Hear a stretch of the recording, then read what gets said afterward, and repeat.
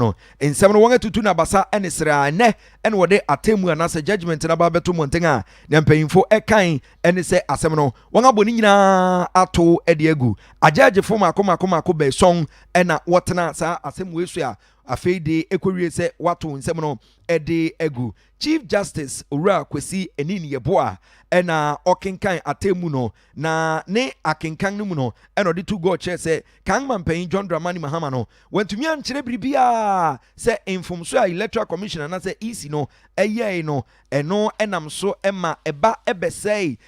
se wobo din se Ghana mampan na Nado Danko Akufo-Addo ena wadi inkunim no se otumi kyerɛ biribi saa enka wobɛhwɛ na wɔn agina so na ne opese wɔnsan enhye EC na wɔnto emane foforo titiri ono ene Ghana mampan na Nado Danko Akufo-Addo entem no enka wobetumi ayɛ ne saa nanso we de kokoba sɛ wantumi ankyerɛ hwee eninti wose ensem no wɔn abɔ ne nyina ato agu John Mahama asɛm ya yɛre kan no ɔde kokodan court na no kyerɛ sɛ abato no kora mu 2020 elections no results no ɔhwɛ nipa baakoro a wɔgyina sɛ wɔnto wɔn so aba na wɔmra mɛyɛ ɔmampanyin ni nyina wɔn mu bia ni wa amadodo a ɔman yɛ mamra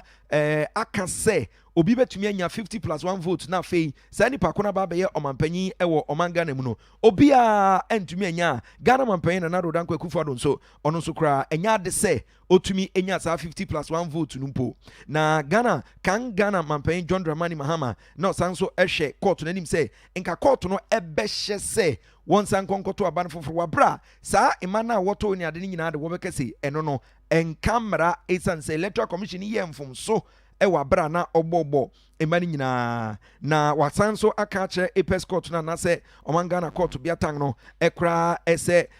abato no wonhwɛ na sɛnam di kan ka kyerɛ no wonsan ema foforo mra ɔne ɔmampanyin entem court no ede to gua ɔkyerɛ sɛ Johnson Asiedu Nketia ena Dr. Michael Kpesa White ena fe Rojo Metununu eye nipa basan woba bedi adanse ede ma kan mampanyin John Dramani Mahama na wonsem no nyina mu no nkanyamia sɛ Asiedu Nketia de ne pɛ ena tumi kana asɛm no kakra ede ma no sɛ ne woso kan fa na Dr. Michael Kpesa White ena Rojo Metununu asɛm no de nka kakra bi ne wobɛka kra fa ho a enkeye esan sɛ wonde obi anka nche wonse won fi Electoral Commission strong room ho na wonkɔ baabi a wabra na woguso ekenkan mananso wo ba bɛka wonsem no ne a wokan ne a court no kyerɛ sɛ ne a woka no emfa asɛm no ho baabi a ema obua enko nkonkosi hwee ɛwɔ saa nsɛm no mu John Mahama ede ne nsɛm tugua no kyerɛ sɛ ɛwɔ sɛ court no etumi hu sɛ wagyina ma dia dance pefe sɛ asɛm no de bai no ɔwɔ nyina so pa enso respondent wɔwɔ asɛm we mu yɛ Ghana mampanyin na Nado Danko Akufo-Addo na Electoral Commission no wɔde to gua wɔka kyerɛ court no sɛ nsɛm no wɔka no nyina so bia anim nti wɔn mo saa nsɛm no emfa ento engu ampani ampa ene court no tena ase na wɔbɔbɔ nsɛm no so no Chief Justice nso ɛde ato gua ɔkyerɛ sɛ asɛm no nyina so bia enim a eninti wɔnam saa yɛ so abɔ nsɛm no nyina ato agu yɛntie. The petitioner did not demonstrate in any way how the alleged errors and unilateral corrections made by the first respondent affected the validity of the declaration made by the chairperson of the first respondent on the 9th December 2020 as already stated in this judgment. The petitioner has not produced any evidence to rebut the presumption created by the publication of CI 135 for which his action must fail. We have therefore no reason to order a rerun as prayed by the petitioner as in relief F. We accordingly dismiss the petition as having no merit.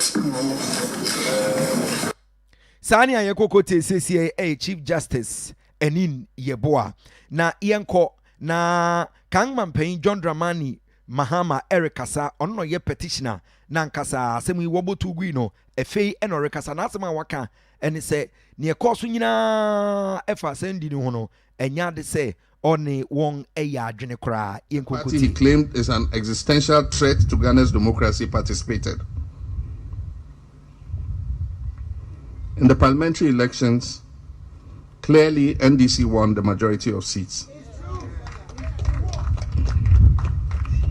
However, through devious manipulations and connivance by officials of the Electoral Commission, a number of these seats were illegally declared for the MPP. In some instances, the manipulation was so glaring and brazen that a simple intervention by the leadership of the Electoral Commission, as has been done by previous commissioners, could have addressed the issues and righted the wrongs in order to make court actions completely unnecessary. Therefore, it is not surprising that international election observers who attended on the last election identified collation and tallying of results as one of the challenges of our 2020 election. The posture and approach of this current Electoral Commission does not inspire confidence that is needed to preside over any transparent, free, and fair election.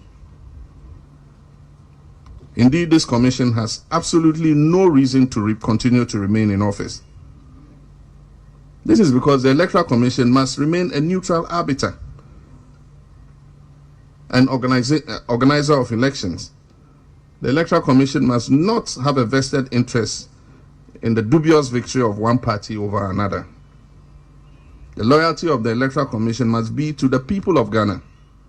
and the Constitution from which it derives its mandate, and not the president or party under whose tenure the leadership is appointed.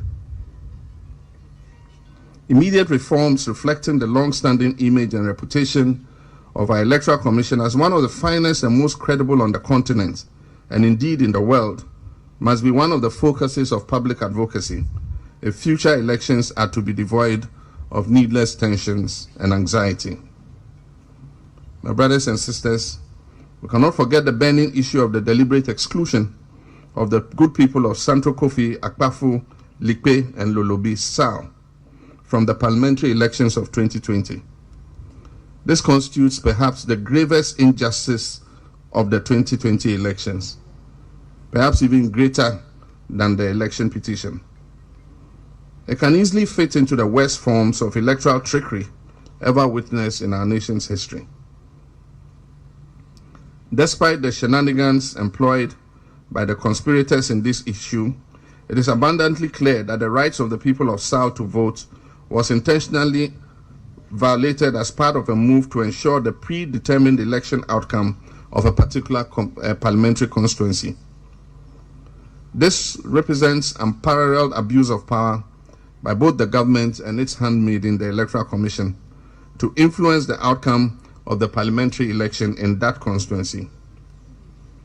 It is even more staggering that no one has stepped forward to take responsibility for this unjustifiable action, nor indicated any clear remedy for the harm that has been caused the good people of Sao. We cannot as a people countenance this kind of gerrymandering and chicanery in our politics. We must with one accord demand immediate resolution of the impasse in the Sao area and take urgent steps to afford the people their right to vote and be represented in Ghana's parliament. My brothers and sisters, we entered the 2020 elections against an incumbent that was determined to abuse power and misuse state resources and institutions to achieve an electoral victory. The run-up to the election and some of the process involved were characterized by intimidation and harassment from state security agents and others loyal to the current regime. Selective deployment of the military was used as a tool to instill fear in some of our citizens to dissuade them from taking part in the voter registration exercise and other processes of the elections. Others were falsely branded as foreigners and their citizenship called into question unjustly. An abhorrent nation-wrecking prejudice which has been directed especially against certain ethnic groups of this country and has continued till date and has only recently been visited crudely on our Auditor General, Daniel Yao Domelevo. In the last election, unprecedented levels of state funds and resources were doled out by the ruling party, and unprovoked deadly violence inflicted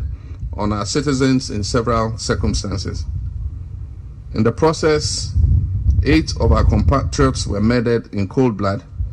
and several others were maimed during the process of the elections. We have designated these compatriots whose blood was shed just because they sought to participate in what is purely a civil exercise as martyrs of democracy, to whom we shall dedicate an appropriate monument when the time comes.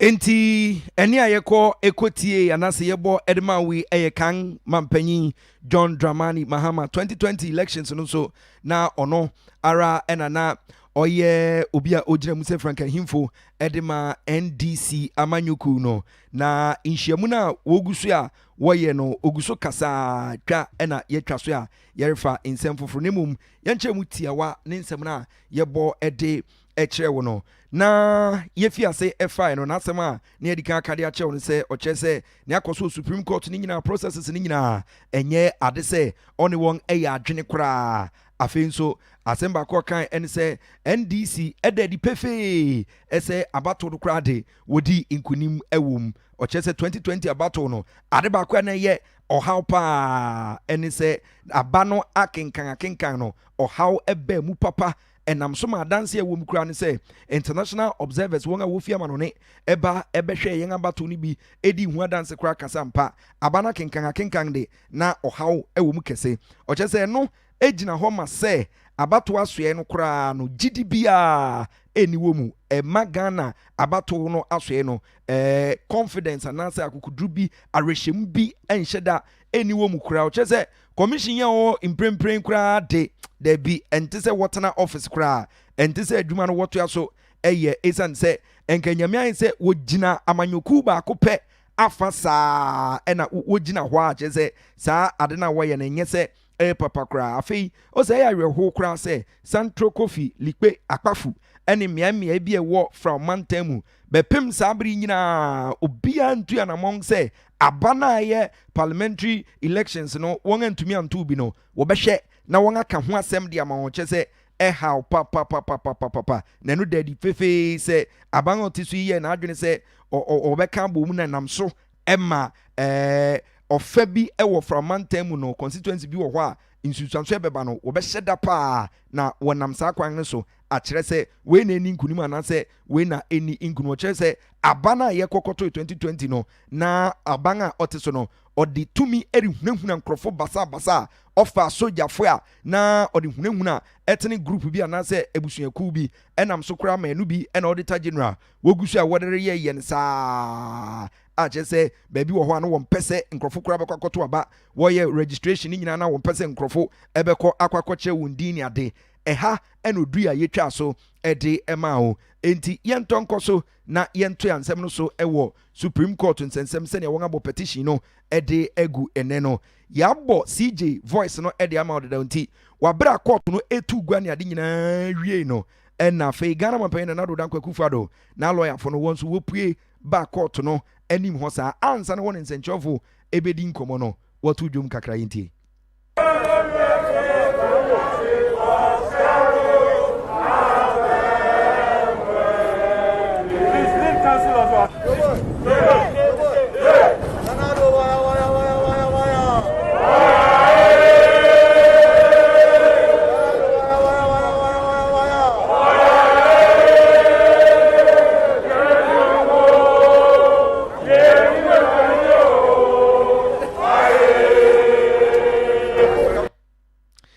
Sa enyomi a wote se etwagui eya lawyer fo a wogina mu edema Ghana mampain na do dankwa kufado wo election petition insensem ni mu no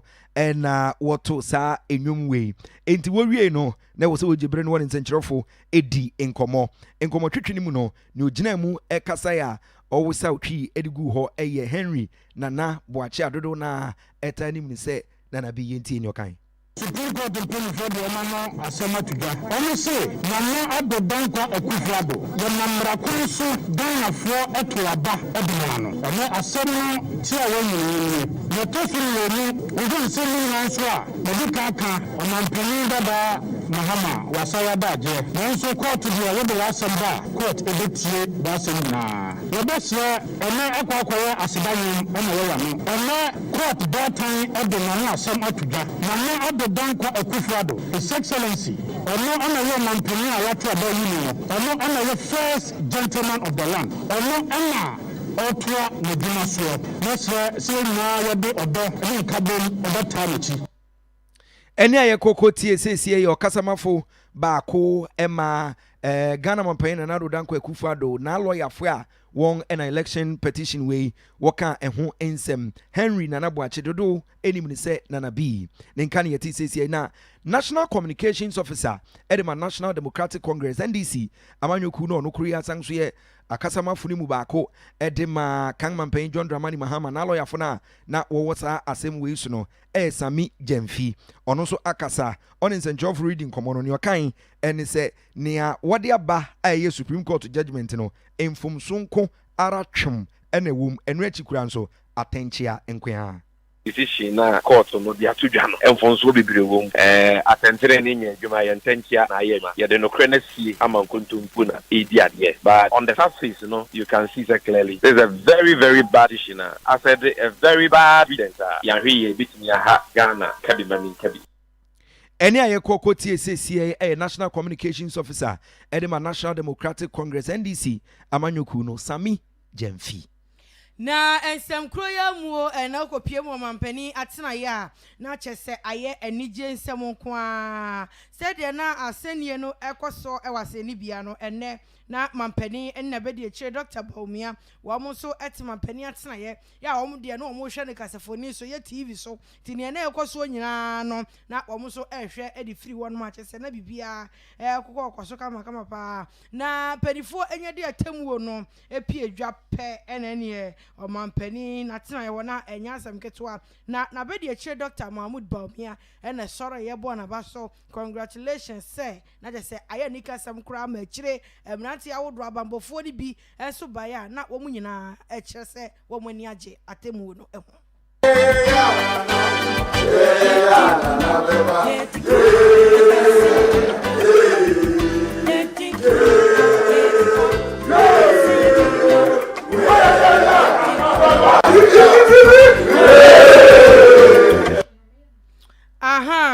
Way any a course war ewo mampani atena ye na ensemi emu ena onmonya fo kojo opon kroma ye o men so afo ya ono no Okyeame ewo emrahibedwem a ono eno emrahibedwem ni mamafo a ewo ofo ase ayirebi ya boni din kura ese so afo behwe amanebo ensem so wo kasa echire mu ese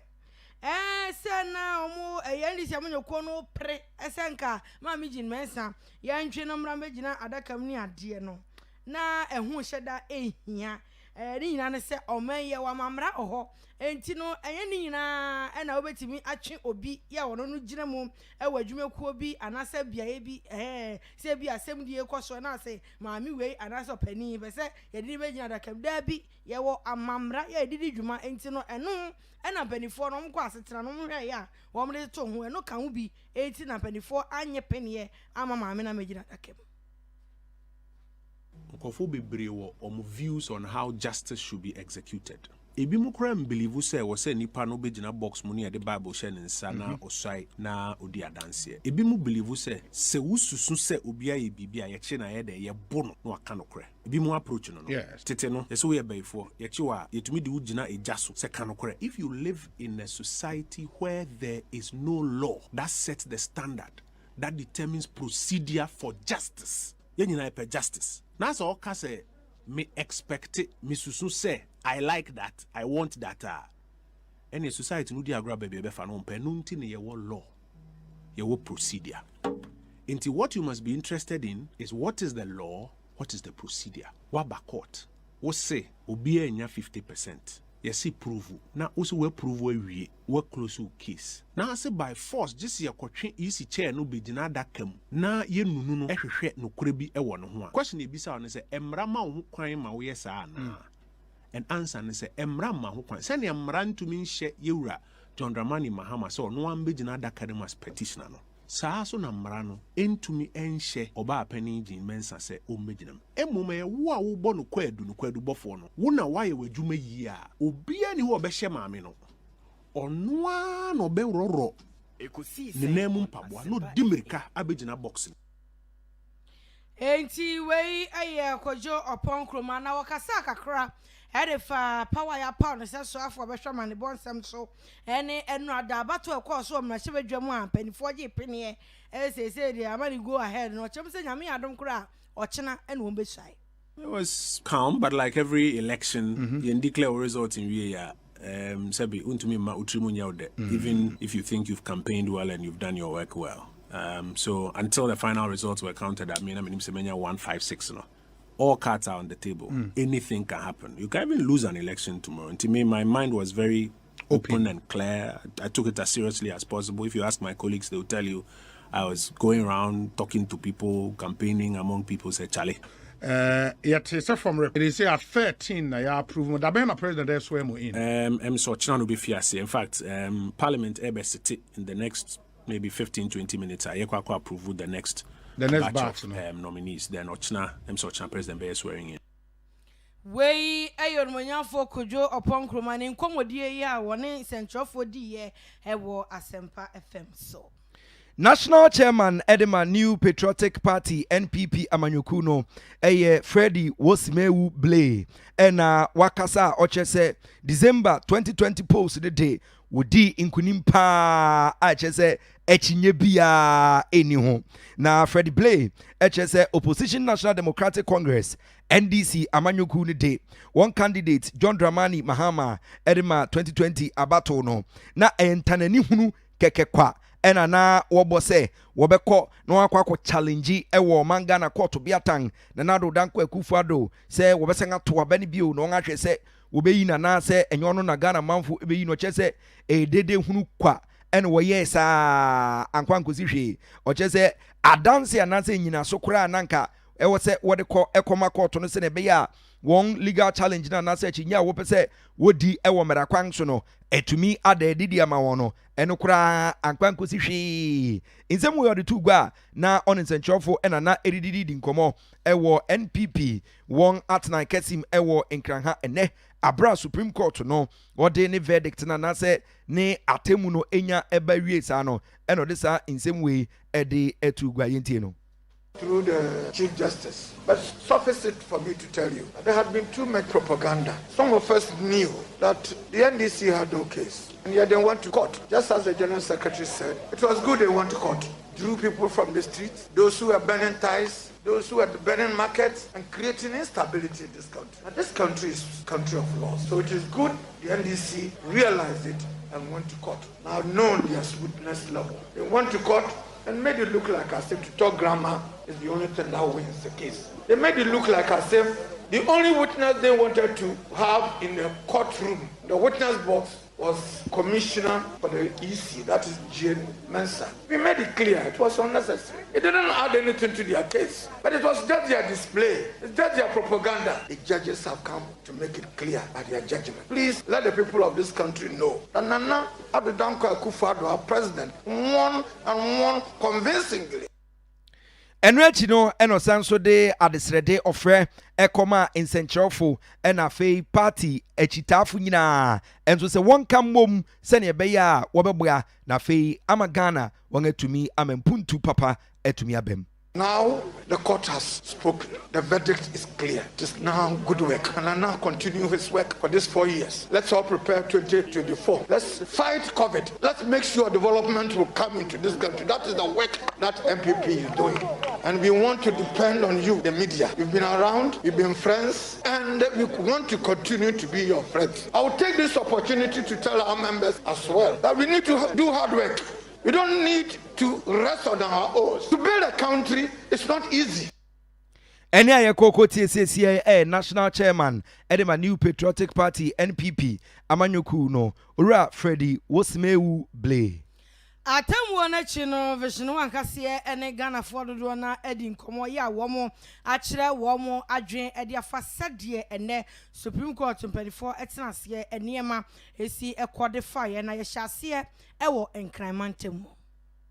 India sa na yehwe because aba ya to ama bia radio station for mokrampo mu de to so say na number na ko say we say Mahama anya say Akufo-Addo anya say maame no so boy ye pepepe afa de wo so ntia say o de court enti wo de akona ayi atemmuafo no so mo Ghana ha de ko ye nyina omuhuru enti say mo sia bia na de pepepe enya ye ni gye pa o mi de mu ekoyie e sa na tie ye to aso vi say sa Ghana mamuo no Ghana say anya sa ye sika ebe sho sɔɔto nti nana wasi so ɔma tena hɔ ama nana yi ministers ɔma ntimi anvɛte antia mo se mo de asɛm akɔkɔ to ma tena mo yi ministers awi afa na mo de asɛm akɔdo yɛ to aso ndɛ no ani yɛ electoral commission dey so ɔmo pam ni free Ghana akɔ achichichi because on kan okra we nya oba so odi electoral commission wɔ Ghana on kan okra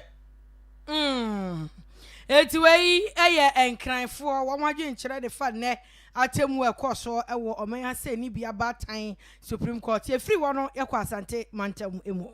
Yanse sana nado esa abeto na mamusu etu onkoso a no nimu na bani dede nyame ase se na nado esa akoso abu na mamu no nyame ma na wode na nyame ma ne kwantenten ade bia wo ye bia Awurade mo ano na Awurade ma na wode no onkoso enyemaye nyina dia ede nyankopon ase se bibia akoso atomdwem a amfa basabasa ye bia ma but de koso a antwa ye bia no efiri na ekoro no obi abesa na dwene ema eble bia beba bia no wo bia hu se se na ekọ eno na ebebo ma na mo ma no etime tumpon ayenkoso ye da ase se enyina ate yan wase and ye koso nyina ayenkoso e da yankopon ase ye da court for na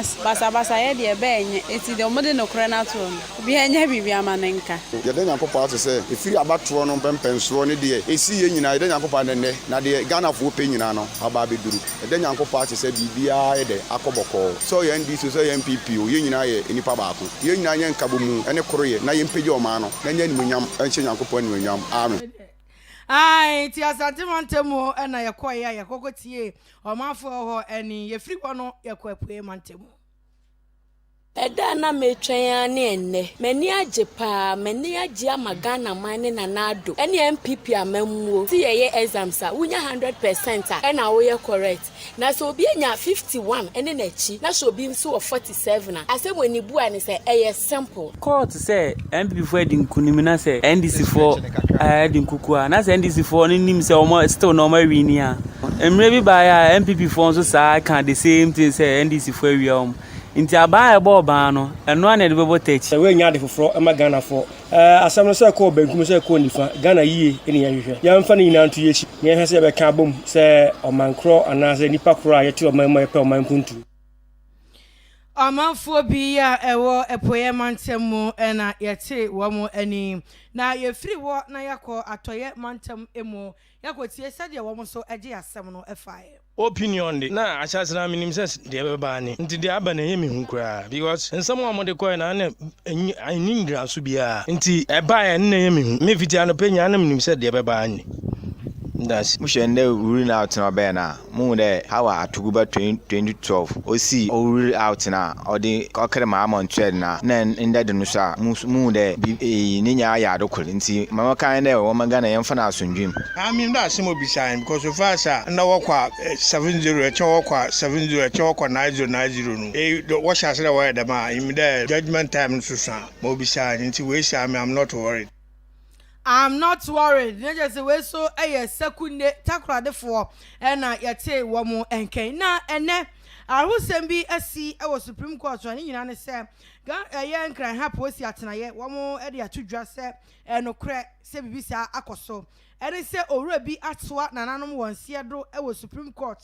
na se bi a ya temu oni nti na nam so ma onya shock na woto ananom wonse do de eno de se ye ntimi enkan sisudua na emom no enchemu eba ye ene se asenie no eba na wie ya mpanifo de atemu no eba ye no eya na pepi wuhwemu a wo mo edi asem ni bia na afa enu no eba na wie ya obi a ene ensentrofo edi enkomo na bra endi siamenyokuo no ne fa kasa wie ya epipi amenyokuo no kasa no na chese owura no otwa hweye enti kura manam so wo mo de kopie mu Supreme Court omo clinic bia ewo ho na chire eni ehu se ye pagya ne sa ye de ba beto police pick up bucket no emu ne se ohwe de na waye na wagyamu ye ka se die aposifo chire mu se wo mo behwe na ehu nsem achire no wo mo de amane nyina atoyanti no eno ene ehu sem a atemuo no eba so no esiye ewo Supreme Court na aweho sem ba ko bio enso ene se owura bia wo se wo hwa wa di be sem frihia aduanan eko nanim kakrasa na ne dinga won abo ara ne owura Frimpong wɔkyɛ sɛ wawu owuturu bi a wɔdwene ho te ase baabiaa ɛnyɛ ye saa owi wɔkyɛ sɛ kɔɔ so ɛwɔ La Paz lorry station nkranha na owura no wɔkyɛ sɛ ɔkɔkɔ wura GPRTU wɔn station hɔ enti wɔn office na ɛbɛn station hɔ kakra na ɛna papa no obi nim ne ɛyɛ ɛna kum ɛkɔba sɛ wato anananom ɛwɔ nsiedo owura na wɔsi wɔfrɛ ni sɛ Frimpong a wɔde mfirihyia aduanan ɛkɔ n'anim kakra saa no wɔkyɛ sɛ atare a na ɔhyɛ ɛyɛ soro kɔkɔɔ ɛna ne trousers a ɔhyɛ no ɛno nso ɛyɛ black a na wɔkyɛ sɛ atwiwa ba fam kakra na ɔdansini a n'ani tuam no hu sɛ ne nsɛm wei ne ade nyinaa ɛkɔɛ no ɛne VISION1 kaseɛ edi nkɔmɔ na ɔkyɛ sɛ owura no wobɛgya di sɛ na ɔyɛ passenger a kyɛ sɛ waba hɔ a ɔreba bɛpɛ kaa ɛde akɔ baabi a ɔpɛ sɛ ɔkɔ ɛna saa awerɛho sɛm wei ɛkɔ ekosi abera na ɔretwam ɛwɔ station hɔ wɔsɛ ne amono mu hɔ a ɛna La Paz polisifo wɔyɛ ntɛntɛntɛntɛntɛm ɛba bɛpue hɔ a wɔba bɛhwɛ ɛmu no twitwa a ɛho mfoni ahorow ne ade nyinaa ɛna kyɛ sɛ wɔfrɛ ambulance ɛma ambulance ɛnso ɛba ɛbɛfa owura yi ɛkɔe sɛ nsɛm yi a megu so ɛna okɛn wode kɔhwɛ Facebook sɛ siara wobɛhu sɛ yɛde videos ne ade nyinaa mfoni ahorow ne ade nyinaa ɛnso atototo hɔ ɛde ama wo enti wɔkyerɛ sɛ La Paz apolisifo no wɔfrɛ ambulance no ɛna wɔba ɛbɛfa emu no akyerɛ sɛ wɔde akwakosie ɛwɔ Achimota hospital morgue sɛnea ɛbɛyɛ a wobɛtumi apapae emu no nso na wɔn ahwɛ ade kɔde pɔten a ɛnam so ekum papa no wɔkyerɛ sɛ kaade baako a na ekura papa no ɛkyerɛ sɛ ɛnura yi a ɛna ɔkɔ check up ne adeɛ nti wotum sɛ papa no ebia na ɔyare na ne yareko ɛna ekum ne deɛ ne ebia wɔpapae na ɛna results no ebetumi ɛbɛkyerɛ yɛn konkotie me call na me chance nipa no afiri mu nti yɛntra ne yɛhu na abusafo ɔnyɛ adwuma wɔ ha yɛnim deɛ ɛyɛ no nti yɛ policefoɔ no baa na ɔmo hwɛ na yi mu no a kyɛ sɛ ndo ɔkɔ hospital kra nti hospital card nya wo ma policefoɔ na yi ti ɔgyina car bi mu wɔ ase sisi a na ɔmo bɛhu ne ya na wato fam ɔyare dada sɛ nduro wɔ ne bag no a police no kura kyerɛ sɛ ndura no kura wakɔ hospital ɔmo ama no form a ɛhyɛ bag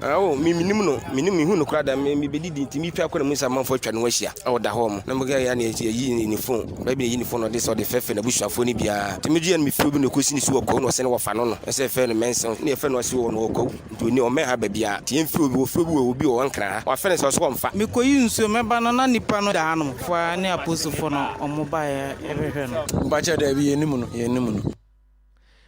no we akwakoye areho sema esi ewo La Paz lorry station ene wonga na wonga ni tuam se adansefo se ne ye ya papa wadi mfrishia aduanan ekonanim didinga wonga bo Frimpong ote hwe na wansori biu no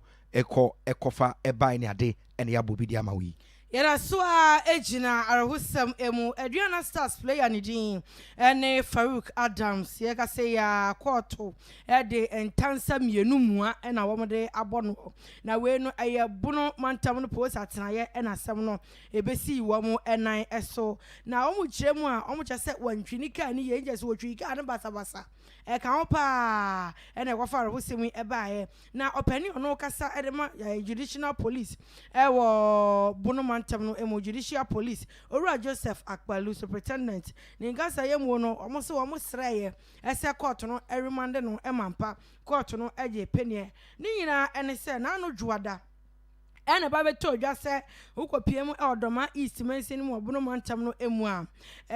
obi edeka abopo sini abrantie kuma bi che se wohwem kra o pass out nche da NJP sa ye ne di ene constable Amos Mate na ne nyina se ono no odi ne dwuma e wo wamfie police station na bia e bia ye de no eto ye se won mo ne duty wo ho anadwo bi no wo firi wo so wo akwato yi repellent bi ne ntontom wo so okoto bi dia besrasra ene no ka ikɔbɔ no ana Farouk Adams na wɔtwi a wɔanyina kora kyerɛ sɛ wɔtwi di fa so a na ahomete pa kyerɛ sɛ nsɛm no wɔka na akɔyare wo sɛm bebree ɛnɛ ɔmkɔpie mu ɛwɔ asɛni bi a na ɛkyerɛ sɛ court no ɛhwɛ sɛ deɛ nsɛm no ɛkɔyɛ no emu a owura no ɛfa baabi no anhyɛ da ɛntwa yie enti yaremande no ɔpani a wɔ no ɛna ne din ɛne superintendent Joseph Akpalu ya wɔ no na ɛkasamafo ɛde ma judicial police ɛwɔ Bono mantam mu sei ɛna wɔde tu edwa accident yen nyina nim say e sign betumi ato me yen nyina driver but accident ni si ye no when gina anhwe victim no ya car no born sebio yen nyame mo but me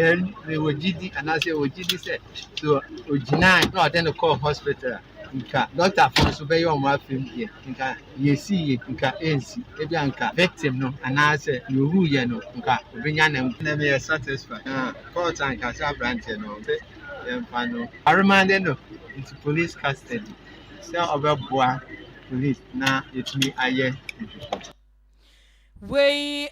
Superintendent Joseph Akpalu ono eno wakasa edema judicial police Abronomaa ntam no emo na ni semechi ena lawyer penny edema krachi ya say ono na wojina daka mu Adams Farouk ni din ene lawyer bafo koto ede atudwa wo kire mu say Farouk kura ye ka say ne ho mfa ne papa ya san remande no ntino ese no nyame yadom a match bosom de to so edu nwotwe won be san abepie mu ase ni bia wono mahwe na wo matimi asrem panifo na ye jai krache no na wakohwe na pomuden ensem aka I mean the preference no any I think say who say on tap we hear medical attention it is a police it me I take care of it say as usual say the jano this year obey interfere with of course we deny that also for a flight risk and because earlier on we are pretty said when you flight risk yeah there we going because on one the two among the call police station or police and the Saka said yeah there we me interfere because we traffic and go traffic this yes say only lances only road yeah weather 20 minutes interfere with yeah no, I didn't see it. So there were no witnesses. Into now the witness could influence any witness. Into the case of court in the back, we a lawyer or no general edema Adriana Stars player Nidin and Farouk Adams Nidin and a lawyer Bafo Akoto. Yamora COVID-19 vaccine mu ene eho insensem kakra na Ga East Municipal Hospital no wonga wire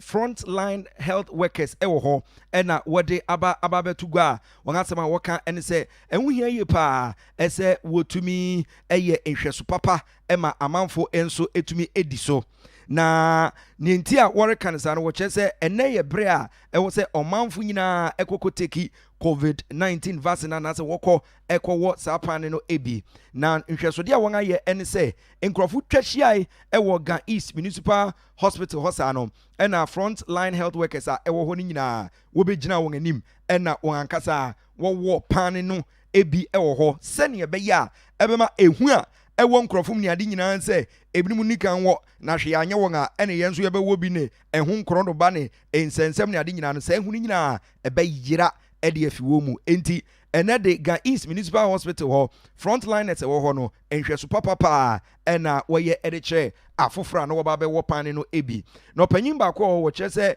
ni di bia eye immunovirologist a che se obi a ohwe immune system no ne ade se won ahoden ne ade etiden no ono osan so kuria eye chief medical laboratory scientist e hospital ho over say Dr. Augustine E. Sego ono enodi to go che se eye nhweso papa ene wo se wo ye esan se we no ehu hia no manfo nsanso nche no so se wo pan ni wie a eye vaccine pan no unya eje wie a no nche se te ukoda safety protocols no emfa nya adwuma bia bio me obi a meda laboratory a test for COVID nano omo critical any severe no enunti de bia ye bebie obi ni test anu say ye no ye ni virus no bo mpu enunti vaccine a me be protect me ho a enunti eni say me twen ansa enunti na metutu me ka ende na ye wo Ga East GIDC for no che wo say me na me di kan ti na ma wo hu me say me di kan a me wo me de no Any aye kokoti esesi eye immunovirologist ono kuriya sanso ye chief medical laboratory scientist ewo Ga East Municipal Hospital Dr. Augustine E. Sego enrechi no anes funi bi enso ewo hospital wa VISION1 kase edi enkomo na wo chese nintia won akwakoba ne se woji pane no wode tugwa ene wosanso ka che nkrofo se obi anyi ehuni ade ne sansensem bi ni ade ne nam ko wo pane na we beye oni ade ne nyina wo mo sansem no tungu